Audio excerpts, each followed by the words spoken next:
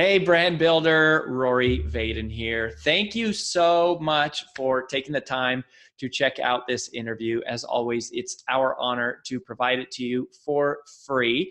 And wanted to let you know there's no big sales pitch or anything coming at the end. However, if you are someone who is looking to build and monetize your personal brand, we would love to talk to you and get to know you a little bit and hear about some of your dreams and visions and share with you a little bit about what we're up to see if we might be a fit. So if you're interested in a free strategy call with someone from our team, we would love to hear from you. You can do that at brandbuildersgroup.com/podcall, brandbuildersgroup.com/podcall. We hope to talk to you soon.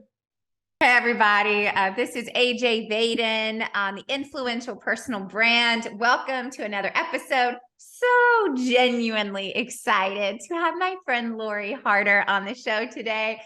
You guys are in for a super awesome special treat because Lori really is the epitome of someone who has taken her reputation and all of the success and all of the things that she's accomplished and turned it into so many different things over the course of her career. So let me just tell you for a quick second why you need to stick around. Then I'm going to formally introduce Lori if you don't already know about her. And then we're going to hop into this. But here's what I would tell you.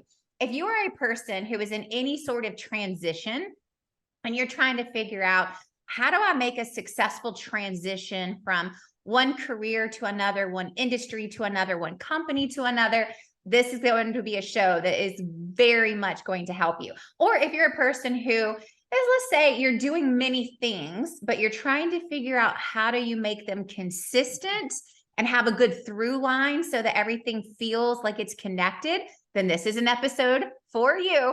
Or if you're trying to figure out what lane do you really want to be in, this is an episode that was truly built to serve the needs of those questions and for those of you who are going through this process. So with that said, I will now give you a formal introduction of the one and the only Lori Harder, and then we're going to hop in and actually let her talk for a second. So quick interview or a quick overview. If you don't know Lori, Lori has built three separate seven-figure businesses. She is the founder and CEO of a new product line, which we will talk a lot about the evolution of this process as we go through this. She's also, though, a best-selling author of A Tribe Called Bliss. She's the host of the Earn Your Happy podcast, which is, if you don't listen to it, it is a must-listen-to podcast with more than 46 million downloads, which is incredible. She also is a co-host of another awesome podcast called Girlfriends in Business. She has a lot going on. But she also has all this other really cool background information that you may not know. Like, you may not know that she was a 3-time world champion in the fitness industry. She's an 11-time fitness cover model.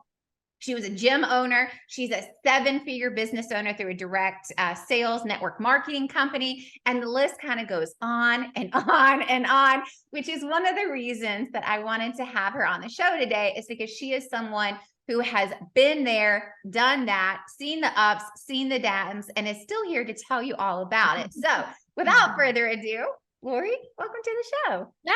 I'm so excited to be here. And you guys, it's been so much fun having you on my show too. So if you want to hear the reverse of this, you can go on that and hear it. Thank you so much for that intro. I'm like, how old am I? Because that took a long time to do. Do you hate that your bio gets longer and longer? Yes. And you're like, whoa. Just all of the amazing. Hold on a minute.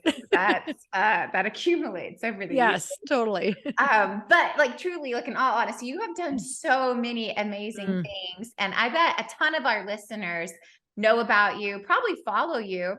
But then I bet there's a fair share where this is their first introduction to you. And so just to help kind of give everyone a little bit of background, can you just tell us a little bit about how your career started and how you got to where you are now? Yes, I'm going to give you a brief overview. So I'm going to skim through some things, but the reason that I'm going to go way back for a minute is just because I want everyone to know that no matter where you're from, what your education level is, you truly can create any life that you want. And my story will show that and prove that. I'm from a really small town in Upper Michigan. Like most people don't even know Michigan has an upper part. Like truly, they're like, it's Lower Michigan, Detroit. No, there is something way up in the woods that is more Canada than Canada is.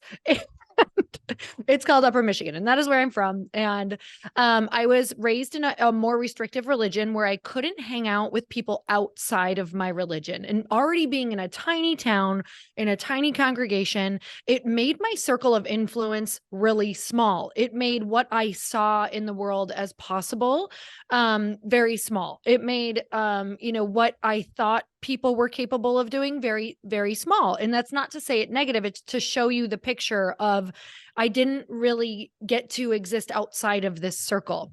So a lot of the work that I have done now out in the world and what my book is based on and why I'm so passionate about having these conversations on podcasts is because we need to see what is possible through other people and hear these stories.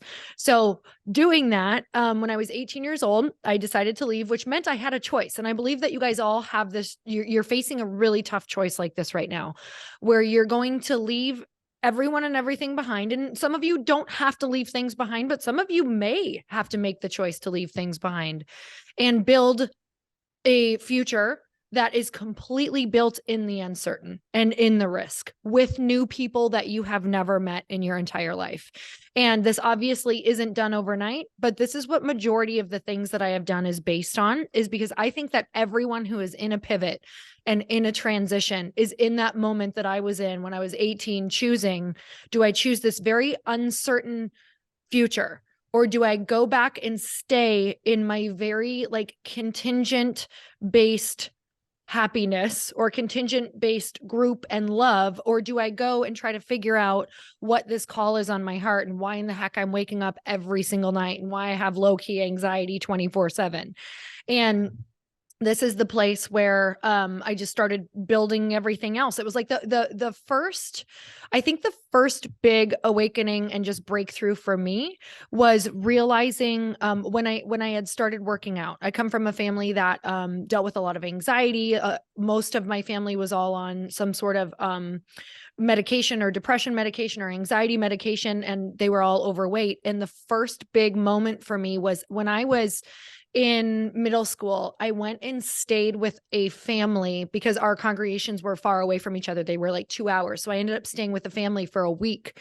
And first, I want to just say, I love my family more than anything. You can still love them and you can also want to be different. So with that said, I went and stayed with this other family. Well, this other family was very fit. And they were always busy and they were always out and doing something. They weren't watching TV. In fact, it was kind of frowned upon.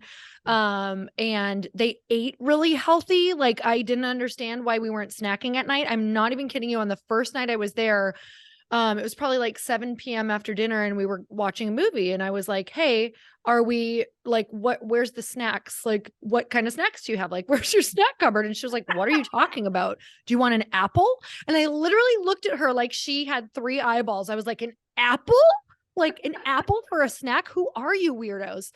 I went home. I lost 5 pounds. Like I literally had been dieting since I was 8 years old, ended up losing 5 pounds in this 1 week that I was there because we were so active and we ate really healthy. What did this do for me? Being in that environment without even trying made me it turned me into something else, right? I actually got a physical result. I had a mental result. I felt really good and I couldn't unsee it. And that was the moment for me where I really started getting into fitness and saying, okay, I want to help people transform because fitness has transformed my life so much. So I pretty much spent the first from probably 20 to 30 was really that dedication to like that fitness portion of my life and transforming people. Can I pause right there for just one second? Because you said something that I think is so impactful and maybe it's just hitting me personally right now because one of my childhood best friends right now is in recovery. And she's actually in a program right now. And one of the things that they told her in this inpatient program is, there are 3 changes that you have to make if you want to see real change. You have to change people, places, and things. And what you just said right there is a really important thing about, you said it's like your environment actually can have a physical manifestation in your life. And it's like, I think it's really amazing of going, nothing else changed for you other than being in a new environment. And because you acclimated to that new environment, other things started happening. So that can happen in a really good way and in a really bad way. So I'm just kind of curious. It's like, did you notice that in the moment of going, whoa, whoa, whoa, like this is so different? And then did you notice like the environment made a change? And I'm just kind of curious for everyone who is out there who is, kind of sitting there going, I don't really love where I am or what I'm doing, or they suffer from comparison for whatever reason. We all do it. Like, what kind of impacts have you seen around that environmental change? So I think environment is everything. I think your environment is stronger than any willpower you can create on your own in that prior environment that you're in. So when I go to make a change or a pivot, this is a huge part of pivoting. When I go to make a change or a pivot, I simultaneously look at what I will have to do, like what kind of habits I will have to do, but what kind of environment I will now have to either buy into, put myself in, or even be looking at, right? Because it's all of the input. It's what we're reading. It's what we are looking at and consuming on social media. It's what conversations we're having. It's who we're around. It's who our mentors are. So I simultaneously look at all of these things, and I know that I have to change my environment while I change my habits. So whenever I've done anything, let's say when I went from fitness to personal development, I went from going to all the fitness events, reading all the fitness magazines, looking up to all the fitness people. My vision board was full of fitness things and fitness goals, to just like that, looking at who is helping people write books, who is authors, who's an author that has a podcast, who is in the space of like writing books that help people write books. I hired a coach for writing books, and overnight I flipped everything and set myself up in an environment where it would support me moving forward on the goal of writing a book. And I think that that was a big reason why, number one, I was able to like go from, you guys, I did not graduate high school. That's another thing I wanted to share. Went from like an 8th grade reading level to writing a book because I had coaches and had to understand how to do it. And I put so much specific time into that thing. And so I think environment is literally everything. I think that is like, this is going to be one of those quotes that I pull out and post all over social media that is so good. It's like, your environment is often stronger than your own willpower. That is so good. And it's like, just remembering, it's like what you surround yourself with is ultimately what you do, what you think, what you believe. Like, it really does create the patterns and the habits in your life. So if you really want to change, it's like, what in your environment needs to change. Like, that is so, like, the fact that you did not graduate high school, had an 8th grade reading education, and then went on to write a book. It's like most people let that be an excuse versus there's an infinite amount of information in the world. It's just, are you in an environment that allows you to have access to it, use it, and do something with it? So on that note, I want to talk about this because you have done so many awesome things. And, often it's like, because I know you, I forget. It's like, oh yeah. It's easy to forget when you're with me about these things. I think this is so awesome. I love this. So on this conversation, you went from really having this incredible fitness career to being a cover model, to owning a gym, to then having, the 7-figure, very successful, which you still have, business and network marketing, to then transitioning from that kind of world to this whole new world of more like information products with courses and books and events and a podcast. Tell me, how on God's green earth did you make these transitions successfully, Mhm. because I think that's where a lot of people struggle. It's like they've been known for this one thing for forever, and now they're trying to do this life pivot, and they Mm. kind of get stuck with, well, people aren't going to know me for this. I'm not known as this. And then they just kind of give up. Mm. How did you do that successfully?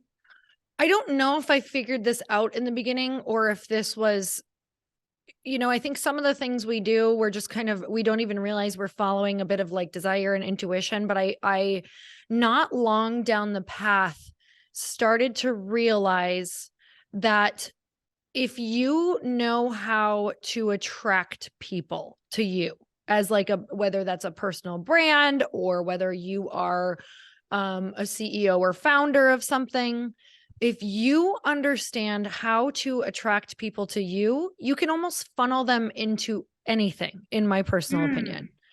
So what do I mean by that? I mean that even if right now I didn't have any of those things and I was trying to figure out what I wanted to do, I would just start talking about the things that I was interested in right now. Like maybe maybe I want to start a products company, or maybe I want to start like a skincare line, or maybe I want to start a wine brand. What I would start doing is talking about wanting to start those things and like the journey of what I'm feeling going through it, and maybe the journey of how am I setting up my environment, like what we just talked about. And I would be consistent with it because and this is truly what I did.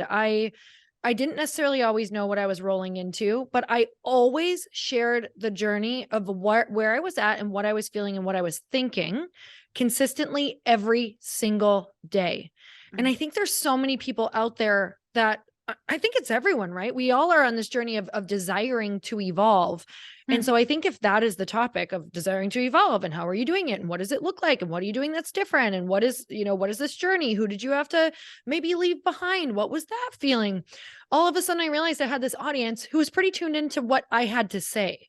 And so you become, it's kind of like I became a personal brand overnight, not overnight, not overnight, over years and years without really realizing what I was doing. It was like I was building this audience based on my core values, which means that every business that I build, the secret sauce that I have learned is that my business is just really my core values infused into a business with a product. So whether the product is a book or whether the product is an actual physical product, that company is serving something that I feel needs to be served, or a need that I see or that I have, and it's based off of my personal core values. So I don't have to become a different person as I pivot into different businesses.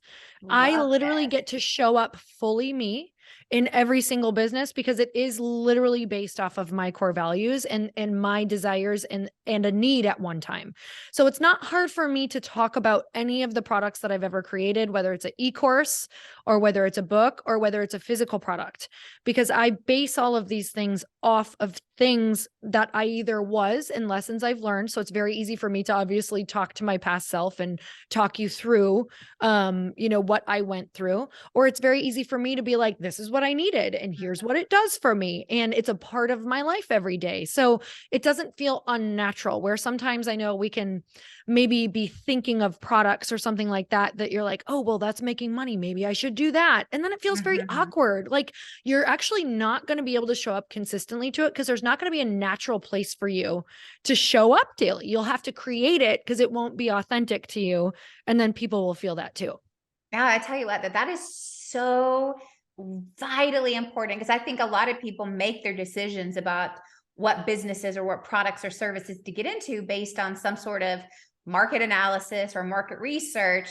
And you're saying, no, it's the opposite of what are my core values and how do I exhibit those into products or services that I think will serve the people who need them because I needed them. And if I did, then so do others. And I think that's a really strong way, which quite honestly is probably going to be the answer to my next question, which is how have you kept everything consistent with a good through line between all the things that you've done? And just even hearing you say that, it's like, well, that doesn't even make you have to evolve your personal brand at all. It's like, this is just as you grow and evolve, then the things that you're interested in come along with you, as does your audience. Yes. So I love this question though, taking it to like the second level of this is, you know, what you can do, especially as you pivot, there is always a gift in what you just did. Even if what you just got done with, or maybe you were working a corporate job that you feel like you're like, I wasted 2 years of my life or 5 years of my life. Absolutely not.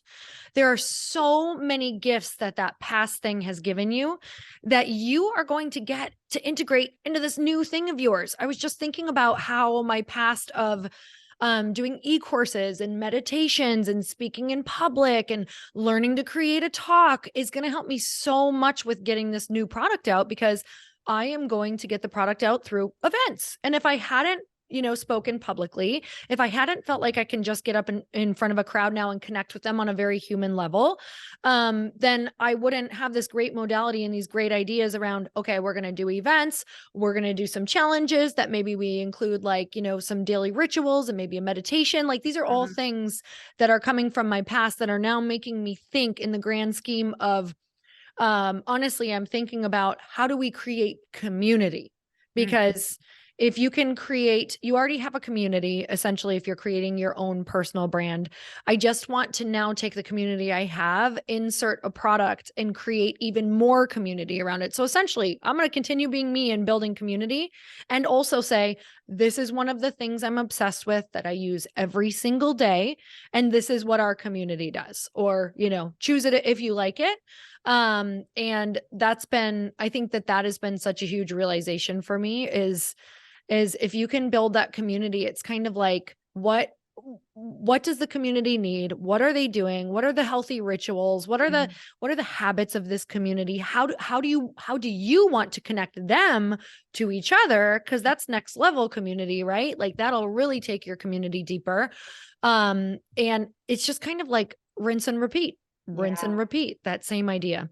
What's interesting is that even as I sit here thinking through all of the things that you've done through your career, it's like I can already, just hearing you talk, pull out, as an outsider looking in, what are some of the through lines that I see, which I think is really fascinating, that I didn't correlate to before. But now hearing you talk about some of your core values, and it's just things that you believe in, it's like health is a theme through every single thing that you do. Happiness, community, like those are themes through every single thing that you do. So I'm curious, was that intentional? Like, did you kind of outline those before? And was that a very strategic decision, or did it just evolve and happen naturally? I think I really realized the power of community when I had started the Bliss Project, and also when I had started writing that book, because simultaneously while I was doing those things, I was in search. I had told you guys at the beginning of this podcast, and AJ, I was looking for my own community, because I had started kind of the fitness thing is a very solo journey. Like, you have to be pretty self-consumed to get to that point and stay at that point with your body. You kind of have to be pretty selfish. It's actually fairly hard to be social, because you really need to control, especially when you're competing all the time. You really, unfortunately, need to control what's going in your mouth 24/7. And it can get really tough if you're very social. So when I got out of that, and that's a whole other thing that I had to figure out how to recalibrate and be, what does normal look like? What is normal healthy look like? And those words aren't even the right words to be using. It's just trying to figure out what works for me. What is truly a baseline that feels really good. And so from there, I was so freaking lonely. I had started, even my, when I started the membership, I had a fitness membership, you guys, and that was a huge focus for me. That was one of the first things that I really, outside of network marketing, also started making money with. It was around the same time I had launched a fitness membership, and we would do challenges where they started as 30-day challenges. Then they went to 14. Then we realized people had the attention span that only 7 days would work. So we were doing these, you can see, I was like, okay, no, got it. Trial and error. Yes. And even from that, I launched those challenges. We were trying to get those right for 3 years. So I didn't just throw it out and say, oh, that one didn't work good. We took the same challenge and we kept launching it, and we launched it 4 times a year. And that's how it became a really great challenge. So I just want you to oh my God, 3 years to even get one of those things right. And so around that, yes, I had a bit of a team, but we were all kind of working solo, and I was really lonely. And I didn't have support around, like, I don't know, like when things would go wrong in my business. Like, I had my husband, but we can't count on one person to be everything for us. And we weren't speaking the same language business wise yet. It just wasn't a good thing when I would go to him, like with any stresses or our creation process was very different. So this was when I actually went to a Jack Canfield event. I was like, I need help. I think I want to start doing other things, but I also need a tribe. Like, so I had enrolled in a Jack Canfield event. I was also becoming interested in personal development at this time because I realized that in fitness, I couldn't get them to transform if I couldn't change their mindset. So I wanted to go and learn from people who knew how to do that and add it to my program. So this all was happening at once. It was like, okay, this is going to fix a lot of things for me. That was my hope anyway. And it did. But I ended up going, and simultaneously while I was doing this, he was talking about masterminds. And I was like, what's a mastermind? And he was talking about how he gets together with a group of friends. He did it like weekly or bi-weekly. And this was this group that would support each other through business and even life. And it was very planned out. And to me, right away, I was like, okay, that doesn't feel like it's going to take away from my life. But, according to like prior experiences where maybe I would try to get something together and the people just weren't there yet. And I was trying to drag them with me and they didn't want to go where I was going. I was like, okay, find people who want to go where you're going, create a touch base where you are accountable to them every single week. It did not go, actually, we did every other week for 1 hour, created this with another fitness woman and then another woman that she knew. So a total stranger, and then another woman that I had just met, but we all had goals that were similar. We all wanted to grow our business. And that is when I just realized the power of connecting with people. Our businesses all accelerated so fast by doing this. And here's the thing is, like, I was serious. So I wanted to create accountability, and so did they. Like, when we first got on our first call, it was like, how serious are we taking this? And it was like, well, if you don't show up, like without an excuse, or if you have to travel, like, you're out. Like, if you don't show up, or if you continue to go over, or if you come here with a problem, but you're not into it, if you're not willing to find a solution, that's not why we're here. And we just can't move forward with you. We'll find someone else. And so this was like an expectation from the beginning. Well, that scared the hell out of me. I was like, oh my God, this is serious. But my vision was so much bigger than my fear because I would pay attention to it daily. At this point, I was going on walks or runs or working out, and I would specifically choose to visualize what I wanted every single day during those moments of movement. And so my vision was just, even if it was just 1% bigger than my fear, I kept it bigger than my fear. So really started showing up to that. And that taught me so much about consistency, accountability, who you're around, putting it out there, talking through your fears. Like, my comeback rate is so much faster when I'm in these groups because where maybe I would be, let's say somebody tells me, like when I was trying to get a book deal, right? And they tell me, this is real. Your book sucks. Your writing is basic. This idea has been done a million times. No, like, no one will buy your book. Okay, well, instead of me being like, my book sucks, I shouldn't put this out there, I've already been turned down 20 times. That is a real number. Instead, I got on this call that week with those women, and they said to me, are you kidding? Like, this book is amazing. You're incredible. You're a great writer. That's just some, jerk that you literally need to get over. And we're going to make a plan to get out there again right away. Who's your next call? Next day, get on another call, literally that week, because I went right back into it and they made me feel so much better. I got a 6-figure book deal that week, literally same week, where I would have not, first time author, I think I would have just like wallowed and given up. That's so important because you said 3 things there that I just like, this is a very big deal. And the first of them comes back to something you already talked about, is your environment. Mm-hmm. It's like, it's what, but it's also who, right? But the other thing, it's the community, right? It's like, it's environment, but then it's community. And I think that that's a theme through everything that you do. And it's like, I think that's a really important thing, because I think as anyone who is listening, who considers yourselves a creator or an entrepreneur of any sort, we all know that's a lonely road often. Mm-hmm. It's not one that many people understand. We feel a lot of burden. There's a lot of pressure. There's a lot of comparison. I read a statistic the other day in a book that I'm reading that says that entrepreneurs are 4 times more likely to suffer from depression than the average American. Wow. And 4 times more likely. And the main reason is they don't share their failures. Oh, wow. They don't share their failures. And so I think the environment is huge. You said the community is huge, but then the third thing is just literally having a support system. Yes. Having people who believe in you is a friggin' big deal. Mm-hmm. Just having someone to pump you up. Mm-hmm. It was so big that I didn't realize, I guess I didn't realize the time in between. My path after that point accelerated much faster because I realized the amount of time in between the blows and the hard times and the challenges, or when we think we're dumb or whatever that is, when we launch a course and it fails, when we have an event and no one shows up. The time in between there is so much less like that. You're compacting your whole journey, you're accelerating your whole journey by getting in a group and having them say, yeah, so that happened to me too. And I got back out there, or who cares? That's part of the process. What does that guy know? Like, is he writing a book? No. Like, so these are the moments that you're just like, oh yeah, he's not writing a book.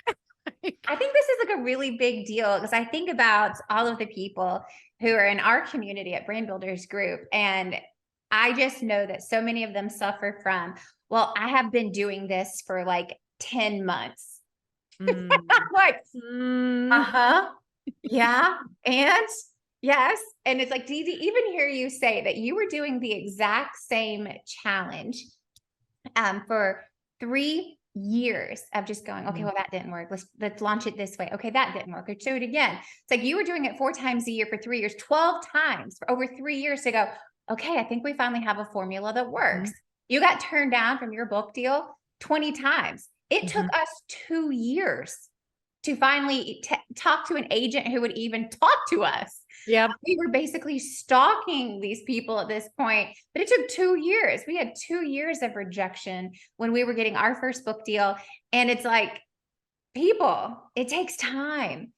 And I love what you said. It's like, you know, I wrote this down too. This is going to show up all over social media some way. So there's always a gift in what you just did. There's always a gift in what you just did. And it's like, and a huge part is that bounce back factor, that ability to come back and go, okay, well, that didn't work. What's next? But we got to have perspective of this. This is not a sprint. This is a marathon, and it takes time and trial and error and a whole bunch of perseverance. And it's a whole lot easier to do if you've got a whole bunch of people coming along with you on the sidelines. Oh my God. You know what I think of all the time that is so crazy, because we all watch it every year is football. Like majority of people, like athletics, basketball, golf, like, so I think the reason that athletes can, number one, get so good, and also just like they're resilient, is because they have a team. And also they don't have an expectation around, if they fail, they don't get to quit. There is no quit. Like there's another game that they can show up to, but they have to know how to publicly fail over and over again. And if we can understand how important that is for our journey of getting better, it's just like we think like, oh, if we're bad at it, like that's the end, or if we fail or whatever that is, like, oh my God, the only way to be great is to embrace public failure. And truly, I believe that if you are on a track of like publicly failing over and over, then you're on a fast track, because you're learning more lessons than anyone who's winning is getting to learn. Eventually, when it clicks for you, it will click beyond what it would normally click, because if you are extracting the lesson from each of those failures, and also you're building up this thing of just like, it didn't kill me, do it again. And so I think good. of that, oh my gosh, with just athletes, they have an expectation of, okay, get back in the game. Like if they suck so bad, like I think of those people who are throwing the, what is it? The free throw or the kickers, right? They don't get to be like, oh, I sucked and go cry on the sidelines, even if they just lost something for their whole team, or, you know, it was a huge turning point. That could have been a huge turning point for their team. They are great, and athletes are great because they don't dwell on the past. They do not dwell on what happened. Their next thought is what's next. Okay, what can I do next? And I've just adopted that. I've stopped being willing to look back unless it's to say, what could I do better? And then I say, what's next? That is so good. And that is also so representative in your trajectory through your life and your career of this evolution of all the things that you've kind of done. So I want to kind of pivot just a little bit right now and talk tactically about some of the things that you've done. And so I've got a few questions outlined that I know are going to be really important to our audience. So here's the first one. Keys through your eyes, through your opinion, I don't care what anyone else says, just through Lori's eyes. What are the keys to creating courses that both create real value, but also generate real revenue? Well, a few things that I've learned is that a good course is only good if people complete it. Check. Okay. And a lot of the courses that I created in the beginning, I learned really quick and relaunched them. I like segmented them because I came out with like 12 modules, then quickly segmented them to 6, like took it down and chunked them up. And then even there, we started selling even like individual things. Like individual modules. So with that said, you know, we can think that we're perfecting it by adding more, but I think we're in an era of less is more. And to make the number one thing I want people to feel when they go into a course is accomplished. Like I want to create the habit of showing up and completing something. And if you make it too challenging, I just think people aren't going to do that. And you immediately feel like a failure within there. So that's kind of where I'm at right now with courses, is how can I create something where they're going to feel accomplished right away, whether that's shorter segments, shorter modules, and remembering that the fundamentals never get old. I think sometimes we can think that we have to give all of these big new ideas. And it's like, if your people were doing the fundamentals, they wouldn't need to buy anything from you, because so true. Because those work. They just do. Show up, do the work, make yourself feel better, work out, eat well, repeat, do it again. Yes, it's so true. And like, so, yeah, go ahead. Point of less is more. It's like my number one complaint with like pretty much every single course that I purchase is I get in and I'm like, I don't have time for this right now. Totally. Because I get in and I'm like, oh my gosh, there's 14 modules. I don't even care about if they're 1 minute each. I can't even get that far. I'm like, huh. Because I want to be able to like do an entire course in one sitting. Yep. That's how I roll. And so if I can't do it, I'm like, oh, now I have to schedule it. And then that just never happens. So I love that concept of less is more. I would pay more money to get the information in a more consolidated version. And that's what I hear you say. Totally. And people do pay that for different things, right? Like how many, I was just thinking about the book or the audibles that take books and they chunk them down and you pay for essentially the cliff notes of the books. And I was like, see, I will buy more of those, spend more money so that you can just tell me what the book's going to tell me right away. And people have made a whole business off of it. Well, it's a whole thing. Like we talk about this all the time when we talk about the keynote business. And, you know, we've been in the keynote business for a really long time. And I remember earlier in our career, I remember so many people saying, you charge that for an hour? And the answer is no. You get 15 years of consolidation and experience and trial and error and knowledge and research and hundreds of thousands of dollars spent. You get all of that in an hour. That's what you're getting. It's not an hourly rate. It's no, you're getting 20 years of stuff primed into an hour so you don't have to go through all of that. That's what. Oh my gosh. Totally. Like literally, it was just in a mastermind that was 4 days long and lots of hours for me to come back with 3 things that I've given to people. And they're like, shut up. This blew my mind. And I'm like, you're welcome for sitting in there for 4 hours and traveling and spending all that money. So glad it cost you $5. Yes. Could you go and bring something back to me? That's so true. It's like, I love that concept of less is more, make people feel accomplished, but it's people aren't buying like 62 hours, 45 workbooks, 600 pages. It's like, no, thank you. It's how can you create the most value and the least amount of time? I love that. And I think you need to like find a spot where you can try some things, meaning like find a group of people, a test group where you can get some real feedback, even if it's like 6 of your friends that you're like, hey, could I borrow you for 20 minutes? Like, does this feel like it's valuable to you, or would this be valuable? And maybe it's not people who are way ahead of you, but maybe it's people who you would want to sell to who are a little behind you. Right. And just, I think we can get so much in our heads thinking we need to have this like mind blowing content, and it's not necessarily mind blowing. It's kind of like exactly what you said. Like, what is the best stuff that you have learned? Like, just sit for a day and say, what are 3 key things that have changed my life on this journey? And from those key things, you can literally tell a story for each one. So break them down. You have 3 things in front of you, tell a story for each one, extract the lesson, have them maybe do some writing around it. Like, it's that simple. Like, that is what people need, is just that moment of like, oh, if I did this, this would really change the game for me and move the needle. How can I implement it? How can I integrate it, and when? Yeah. It's that whole concept of save the best for first. Yes. Not last. Save the best for first. I know I find myself, my favorite thing to do is go to conferences and events. I like to be live in person. I like to just like remove all the electronics and go, I'm here for it.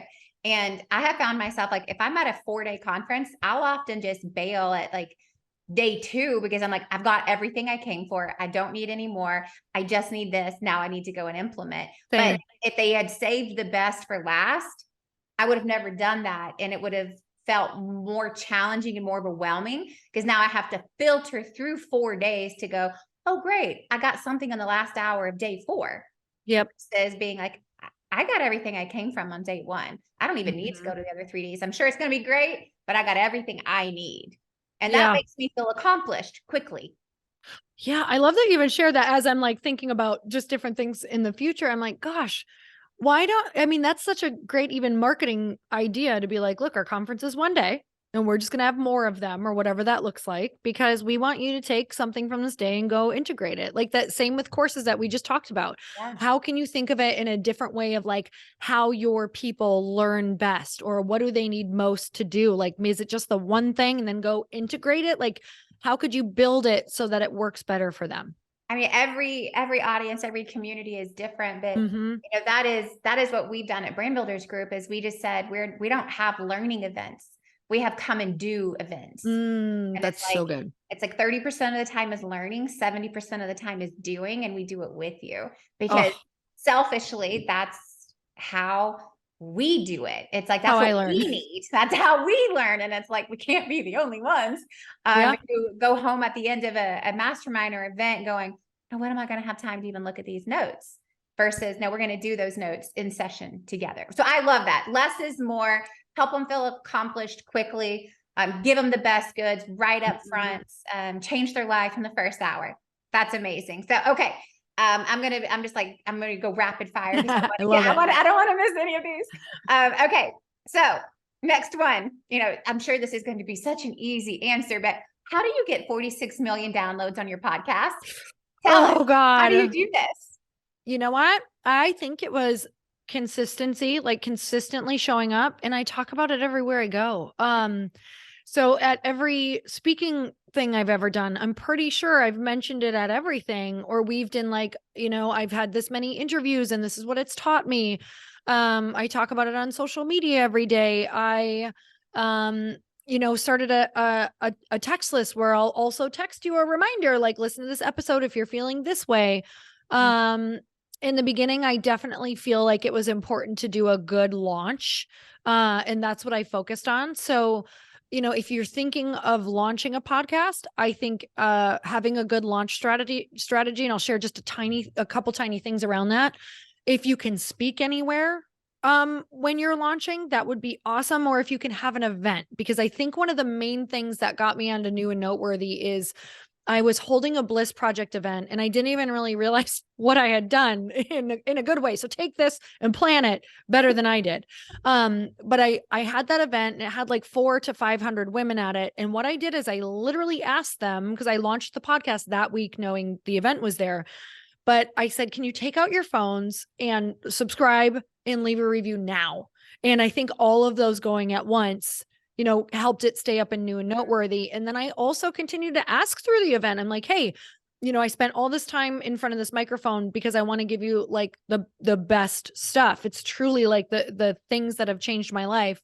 If it changes your life, or if you like it, would you share it? Would you just remember to share it? And on the podcast, I ask on just about every episode, share this with someone. Like, you get now to be, even if you're not the person giving the advice, like, you get, like, when I share podcasts, I get to be the hero. And I say that, like, I'm the hero. I just shared this awesome information. Be the hero, share this information. Would you share this? Would you rate and review this? People will not do what they are not asked to do. So I consistently, specifically ask for what I want on every single podcast. You guys, I'm almost 1,000 episodes in. That's over 1,000 asks. So it's definitely going to help, spread, obviously, when you do that. Well, yeah, it's like, if you don't ask, the answer is always no. Yes. Just ask. So good. That's just, simple, but again, the fundamentals work. Mm-hmm. Doesn't have to be revolutionary for it to make a big difference. Stick to the fundamentals. Okay, next one. All right, moving right along here. Tell us about your path from information products to physical products, and knowing just a little bit about the backstory. Help people understand, like, what are the things you need to know? What are some to-dos, not to-dos? What do we need to be aware of if you are considering making a transition or stepping into the world of physical products? Yes. Oh my gosh. Okay. So for me, it was really, what is the next challenge? And I felt like I had really done, so I was at that place where that realization where I did not dream past where I was. Like, I became the author, the speaker. I had done the things, and I was like, I never let myself dream outside of this. This was the cap. And I hit that place in like 2018. And I was like, I don't think I want to write another book right now. That was a really long journey. And I was feeling, as you can tell from my journey, I'm a bit of a squirrel brain. So I was like, I wanted a new challenge. And I was craving a challenge that would force me to become a different person in order to fulfill it.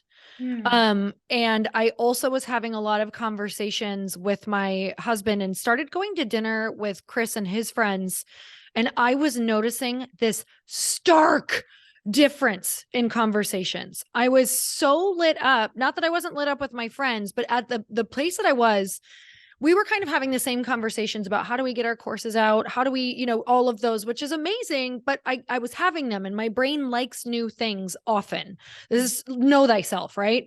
And so I was going to dinner with my husband, and they were having conversations about investing in companies, investing in each other's companies, how to really start pulling in lots of money, hundreds of millions of dollars, if not some of them talking about billions. And this was blowing my mind. I was just like, they're having this like a normal conversation, like it, because people had exited for 300 million and this guy for 500 million. And I was like, whoa.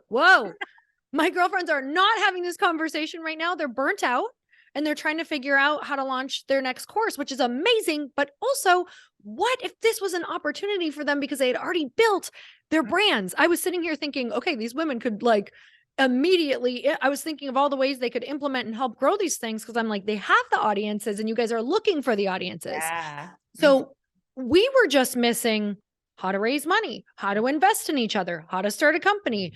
And so I was starting to feel this really big call. I was like, no, God, not me. No, why? But I was feeling it like, oh, it's going to be you who's going to bring this back to your friends. And I was like, oh, crap. So I just literally got that soul hit, and it was like, oh gosh, I am on this journey. learned how to raise money, started learning about physical products. It's so similar yet so different. So the really cool thing about a personal brand is that if you can start learning about physical products, you have so much of the equation already done that a lot of people who might be good at physical products don't necessarily know how to do yet. So if these two worlds could collide, it'd be like, it's mind blowing, right? Because you have both halves of what you need. You need the marketing, which is like very much of what you're learning in a personal brand is like how to market yourself. All you're doing is you're taking marketing yourself and you're going to now market a product that technically is you if you build it the way that I told you throughout your core values. It's just something that you do and use, right? So it's kind of the same thing. And now people are really buying the core values and the founder and all of those things behind the products, which I think is really cool. So things that you want to know about building a product. Find somebody who has done what you have done before. Do not go into this just Googling. Like you have to start by Googling, but then you need to sit down with as many people as you can and say, what do I need to know? What do I need to look out for?